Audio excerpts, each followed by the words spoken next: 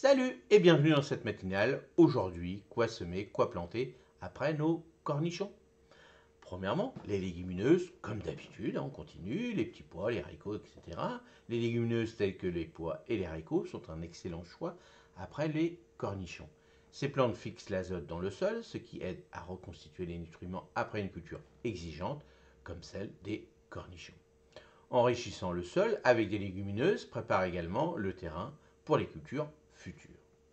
Deuxièmement, les légumes racines, tels que les carottes, les betteraves et les radis, se développent bien après les cornichons.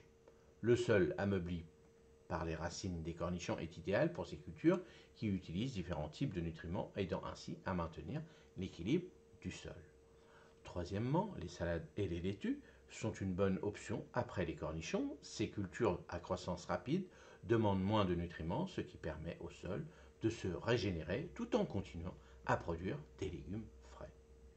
Elles, font, elles sont parfaites pour une récolte rapide entre deux cultures principales.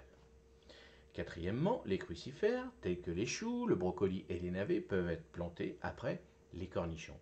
Ces plantes utilisent différents nutriments et contribuent à diversifier les cultures de votre potager, réduisant ainsi le risque d'épuisement du sol. Cinquièmement, planter des plantes aromatiques, comme le persil, la coriandre ou le basilic, sont également une excellente option après les cornichons. Elles nécessitent moins de nutriments et contribuent à enrichir la diversité de votre potager tout en ajoutant des saveurs intéressantes à vos plats. Alors pour les petites plantes aromatiques, là cette vidéo vous la voyez début septembre, n'hésitez pas à mettre de la nette, semer du cerfeuil, c'est l'époque, sans problème, vous allez vous régaler.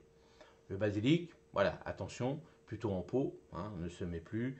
Le persil en pot aussi, ça c'est pas mal, parce que sinon ça va être un petit peu tard, mais bon, si vous voulez faire un petit semis de persil, vous pouvez y aller quand même, mais bon, plutôt en pot, c'est plus sympa. La coriandre tous les 15 jours, comme d'habitude, comme la nette. Vous faites la même culture comme ça dans un petit coin de votre potager. Donc si vous avez mis des cornichons, bon voilà, moi l'idéal c'est que là je l'ai mis sur un treillis, donc il est dans un petit coin, donc là hop, vous mettez quelques petits pots, ça prend pas beaucoup de place, donc ça va. Par contre si vous avez fait des cornichons, toute votre plate-bande, votre planche et tout, bon, les aromatiques généralement ça se met en petit paquet dans un petit coin et autres, que de faire des grandes bandes de coriandre, à moins que vous en consommez énormément.